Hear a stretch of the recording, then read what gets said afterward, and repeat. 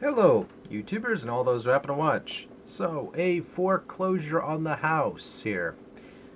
I did originally record this, and this is the only explanation I'm probably going to give throughout the rest of this video, was I did get a package, however, from a fellow YouTuber named Arcadegametable, right here.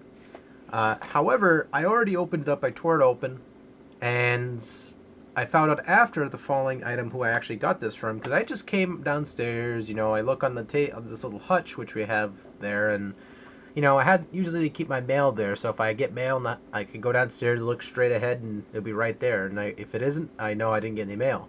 Pretty straightforward, easy stuff, right? So, anywho, I saw this package, and I saw the following game right here, Dragon Quest IX. And I was just like, does somebody want me to hide that from some kid or something? Because usually when we get gifts for kids or whatever, they usually have me stash the stuff in my room or put it in my next door over there. And, so that way they get stored away until the time comes. So I didn't know who it belonged to. I just said, hey, cool, I got this, even though I wasn't sure I did. So it's sort of like, I was lying, but yet I wasn't lying because it really was for me.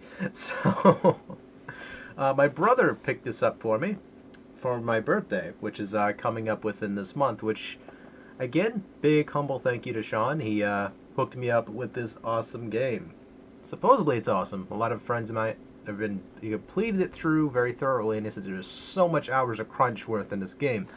And crunch is not a bad term. It means there's a ton of stuff to do, like almost infinite stuff to do in this little compact, if not explosively large game. Really fantastic. Really fantastic. So, alright. Now, the package that I have gotten was again from a gentleman named James, or Arcadegametable, here on YouTube. And he hooked me up with some games, which he was going to get rid of. And he says, hey, you interested in these following games? I looked at the list. He gave me this list of some pretty decent games that he considered decent. They're all pretty good anyway, with the ones he was showing me or he mentioned. And he picked out two from that list. I mentioned a couple that I was interested in, and he picked out accordingly, which he hooked me up with the following games. Street Fighter 4, everyone remembers this one. Had the very popish style intro music. A lot of people did not like. They preferred the whole Dogs of War, or whatever the heck that song was called there. The one with the aggressive... Can't remember what the hell the song was called, but anyway, they used the pop song with this originally, and they made Super Street Fighter 4 after. Then, this is pretty much typical Capcom. They would make like a sequel after sequel after sequel after sequel, the same goddamn game, and people praise it. But then some game like Call of Duty comes out and ends up doing the same kind of formula, people rage. Anyway. So, next game. What? It's true. You guys bitch about that, but look at Street Fighter. Well, if they approve it, they add DLC to the goddamn content. Excuse me. They bundled it all in. What was I thinking? As I enraged about 80% of the fighter population. Truth hurts. Anyway. Pokemon. Oh, I'm a dick. I apologize. So, actually, no, I don't. Anyway, Pokemon Pearl version was the next game he got. Put in the post, excuse me. And heard a lot of good things about this as well.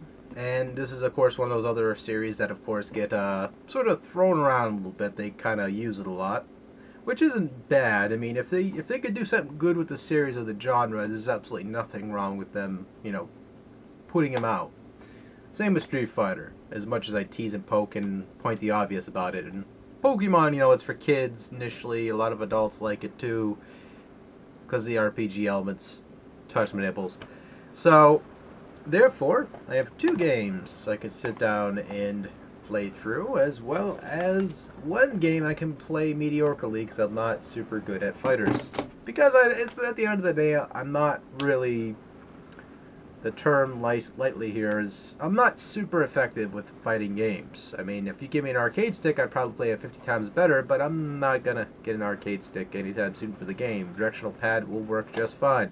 Or, I can plug in my Cronus and use my PS3 controller and do just more effectively because the directional pad is a lot better on this. Even though I have, whatever the hell it is, even though I have this controller which has the pop-out directional pad on there, still, you know, I'd probably switch out for the PS3 one because the PS3 one feels a lot more responsive still than this one, which it feels like it's wrong side, Herp. Feels a lot stiff.